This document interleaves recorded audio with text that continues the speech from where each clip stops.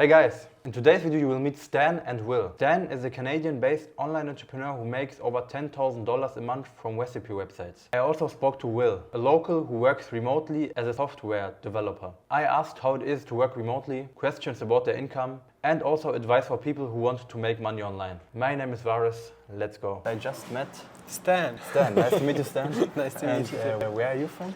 I am originally from Ukraine, but for the last 20 years I call Canada my home. And you live here in Chiang Mai now? Is it your base? I'm spending some time here. Me and my family are traveling for about 3 or 4 months outside of Canada. Yeah. And we're going to be spending a couple of months in Chiang Mai. Oh, so you're traveling with your family? Yes. Could you talk about your job? What do you do for work? Yeah, right now what I do is that I buy and manage online businesses. In this case, it's content sites. So it's a site that produces income through either advertising or affiliate. And I buy them, I manage them, and I try to improve them. That's my job. Oh, so you buy social media channels? No, it would mostly be websites. So a travel blog or a food blog would be an example, so it's easy to understand. And whenever somebody comes onto a website, they see ads, and this is how I make money, or they click links, and then they may buy something, which is called affiliate revenue, and that's how I would make money. Okay, could you mention a website, for example? Which website did you have bought and are managing now? There are a few that I have in my portfolio. For the last couple of ones, I try to concentrate on recipe websites. Yeah. So if you want to cook something, a soup or something, cook a steak or an air fryer meal, you could find some of the websites that I own. Okay, and why do you buy it? Why you just don't get freelancers and build your own websites and create content on it? If you start from scratch, there is quite a bit of a wait period before the site starts really growing. So it's just saving time. Usually if you start from scratch, it's an extra 2 years until the site is super successful and makes good revenue. So I just try to jump the wait time and buy. Okay, and how do you find these websites or blogs? There are a few brokerages. So for example, things like Empire Flipper, Flippa.com, Quiet Light, or just find deals through the network of people and get recommended things. Okay, and how much do you pay in average for a website? Or does it depend on how much people visit websites? Yeah, these websites are usually sold anywhere from 24 months of profit to maybe 40 months of profit. So if a website is making 1,000 a month, you can expect to buy it for 25,000, 40,000. And then if you buy a bigger site and it's making more money, then that's the multiple that we normally use. An average is probably 36 months of monthly profit. And for how long are you now doing this kind of business? This I'm doing for about 2 years. 2 years? Yeah. And what did you have done before? Just like most of the people, I started out with agency. I had a Facebook agency. I find that a lot of people who are outsourcers are either providing services, or providing services was the first thing they did, and now they've building other businesses, because it's the easiest way to make fast money. Yeah. And it's the easiest way to have a wonderful lifestyle in places like Chiang Mai, where if you live here, it's super difficult to spend $4,000 or $5,000 a month. Yeah. Where in Canada, you probably will not get a decent apartment and cover all of your food with that expense. So I'm exaggerating, but to get the point. But if you start a services business and you can work anywhere in the world, a lot of people tend to come here and do the geographic arbitrage. Is it hard to travel with your family and still work, do the routine you do back in Canada?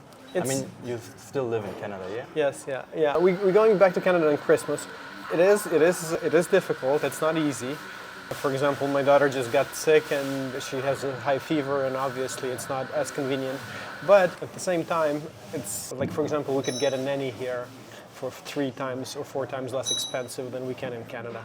In Canada, maybe it's difficult to afford all of these extra services, where in Chiang Mai we have more freedom and more ability to hire this out. My daughter loves it, my wife loves it. The flights are difficult, some inconveniences, but overall it's totally worth it. But you still wouldn't choose this kind of lifestyle, like living here in Chiang Mai and working from here? Well, we are considering it. The thing is, it's difficult when you have a kid. It's difficult to find a school, a kindergarten. All of these things are a bit more difficult to arrange. Yeah, because of your daughter, you can't live this kind of lifestyle because finding a school and also because of her friends, I think it's harder to manage this. I think I would. It's probably a good idea to spend a couple of months in Canadian winter in nice warm weather, where everything is very tasty and people are nice and smiling all the time, and it's a really good vibe here. But to constantly live here 12 months a year would be challenging if you have a family and grandparents and all of these things. Okay. What would you tell people who would like to become digital nomads and start living this kind of life? Yeah, what should they do if they are starting from scratch? If you're starting from scratch, find a skill that you're good at, and then you can sell for at least a couple of $1,000s a month. You don't really need a lot to live in a place like Chiang Mai. You can probably have a very good lifestyle for $1,500 or $2,000 a month. So that's a bare minimum you want to make to start. And I think it's very doable if you start selling your skills. Just make sure you start selling them online. And then the next step is think, when you arrive in a place like this, think how you can scale your business.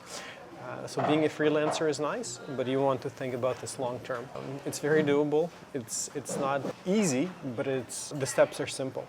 It takes a certain personality, I think. You have to be able to let go and not worry about making the next buck, keeping up with the neighbors, doing all of these things.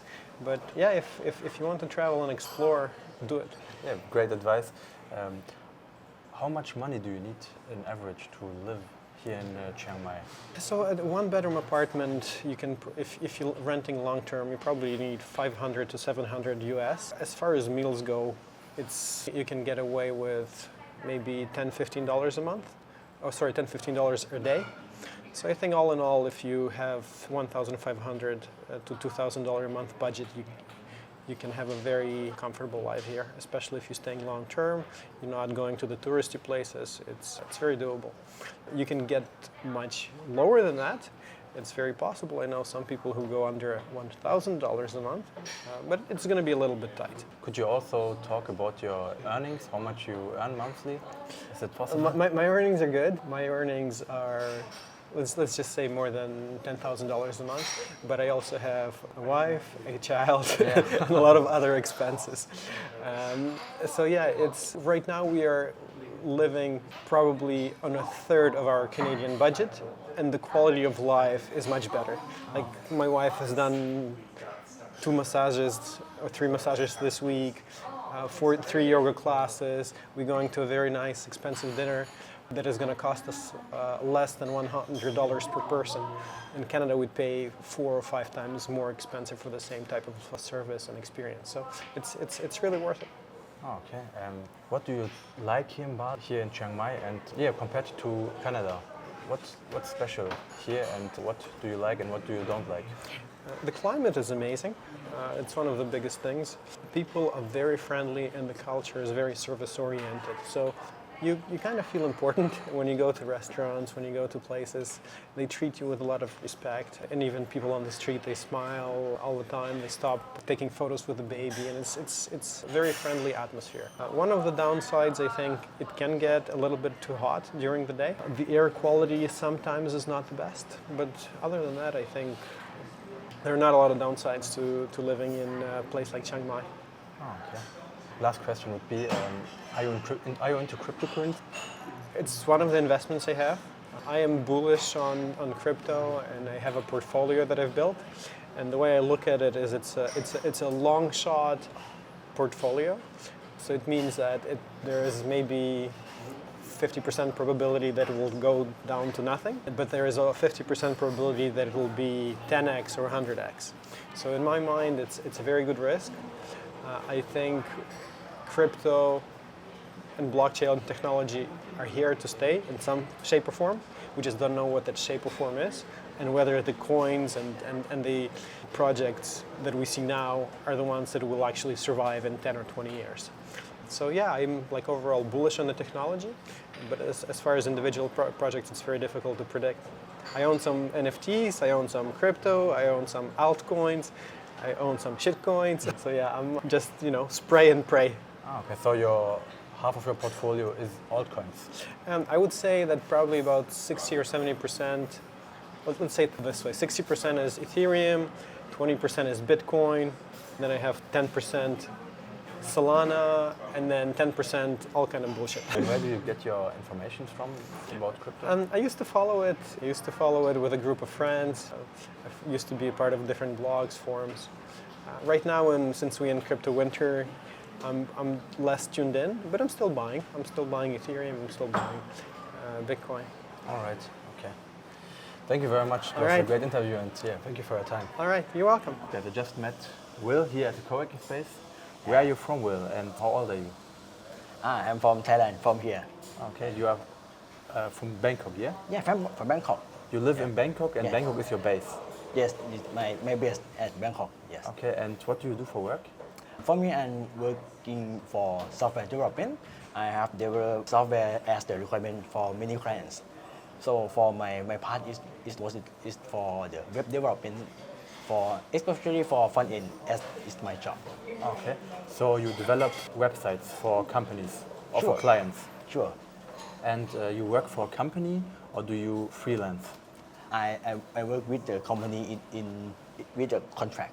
Oh, okay. Have a contract in 1 year or 2 years, something like that. Okay, and why are you here in Chiang Mai? Because I just vacation, something like that. Because my friend come to teach here and I come with her, so I just want to work like a vacation, something like that. Want to work in other place for my home. Oh, okay. And for how long are you working remotely, or are you working always in Bangkok in the office? Actually, I'm working remotely since COVID-19, about 5 years ago. And for now, yes, I'm currently working with remotely. I think it's really nice to when work remotely because we can work in many places. We can work in Chiang Mai, any city. Can work in the other country. Okay, so you can choose your location and work from everywhere where you would like Sure. to work. Can you talk about your earnings? How much you earn monthly, And so, in average? and average is for in Thai baht. Average for me is about 100,000 baht. for me. 100,000 baht a month. Yes. Oh, that's very good. You develop websites. Yes, almost. Do you use platforms like Wix or? No, I create from the coding from the scratch. I'm using in many frameworks. For my company they use Angular, but with many projects I have used the React and Vue. And for the frameworks, my favorite is the Vue.js. Okay, so you build it from scratch and you are also coding it. Yeah, totally. How is the environment in Bangkok with digital nomads, with working remotely? I think environment is for me is really lovely, and I love in Bangkok. We have many places to work, and we have a lot of food here. Yeah. And so I think it's for me is back in Bangkok in Chiang Mai is really nice place to work for me, To live. and to live also. How did you get into this work, into this job? Did you study something in this industry, or how did you get into this? Okay, I have studied from software engineer, and I have started in company, and when I start in company, okay, that was the starting after because I have studied from, it's like a match with my work, but when I have seen in the companies, I think they have many people that they don't study in software engineer, or they don't study in computer science. I have seen some programmers, some digital nomads. They come from from industry, from financial apps. I have saw someone because I have talked with them, and they say that they have found themselves that they like to work in software or something like a digital nomad, something like that. So I think that it doesn't matter that what you study, what you have to be. It's just you need to try something like that. Oh, okay. Is it so? Coding is a very necessary skill for your job, and For my job is yes, but but actually in software we have many skills that we need in your work. We have coding, we have a UX UI user experience or user interface something like that, and we have the business. So for the coding is just a part, just one part, a part in software. But even you have the even you have business knowledge, you can jump into the software. So in many skill you can many skill you can jump into work in software also. okay. What would you tell people who also would like to become digital nomads or work remotely? For the first thing that I could tell is you need to try. You need like a trust in yourself, believe in yourself that you can do that. That's the first thing, because in work in digital nomad we have a lot of opportunities. They have a lot of opportunities that you can explore, that you can work. So no matter what you do, working in software, you working in something business, graphics design or something like that, you can work in the digital nomad or something in the software or something like that. And actually the second is the important communication skill is really neat. You don't need to you may be good better talking, better speaking than me, but I think communication skill is needed in digital nomad. It's not just your skill, but it's like you need to love to talk with people, because in digital nomad you have to see many people and you need to communicate and talking with them. That's the two things that I want to tell everyone. Okay. Thank you very much, Will. Thank you so much. Can you also talk about AI? Is AI helping you to develop? A lot. Yeah, a lot. A lot that I use is about ChatGPT, because normally when I have seen something that I don't know, before that I have searched on Google, and when I search on Google they have many links and many topics that I need to explore. So but for now we have ChatGPT. You can say who is this guy, what is this one, and they just show everything that explain to me like a human. For AI, that's the first thing that for me that I'm using at work, and I recommend everyone that want to try for AI or want to touch the AI, the ChatGPT, something like that is really. It's really useful in many works. It's not just like a software. You can ask everything, and actually in for now we have a AI that can generate image and something like that. So you can try and it's really useful at your work. That's the things that I want to recommend for AI. Okay. Do you just use the basic version, or are you paying for GPT? I have paid since the 2 months, because in ChatGPT I use the API, something that is the API. So if we want to use the API or something like that, we need to pay for them. But if you just want to chat with the AI, chat with the ChatGPT, you don't need to buy it. It's free. But if you want to implement or you do something that bigger or something that you on your business, you need to subscribe or something like that. But if you don't just start, you can do it now. It's free. Okay. And so it's helping you a lot while coding and also while developing. Yeah, something like that. Okay. Do you think it's going to replace humans in the future in this kind of industry? Yes, I think it would help a lot for human and for working. I think it's helpful. I can say that AI and human will live together. Oh, okay. So you're not afraid that it's going to replace your job or you in the future? I think AI is not replaced. I think the people or human that can use AI can replace you. I think today we need to we need to use some we need to use we need to try AI, and when you try it, it would help you a lot.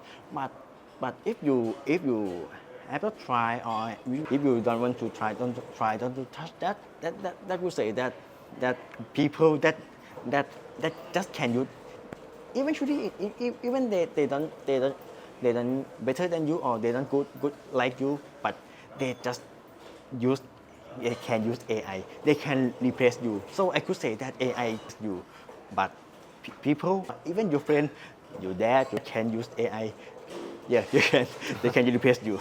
Something like So that. it's important to learn how to use AI and use it for your purpose. Yes. All right, okay. Thank you very much, Will. Thank you Thank you so for your much. time. And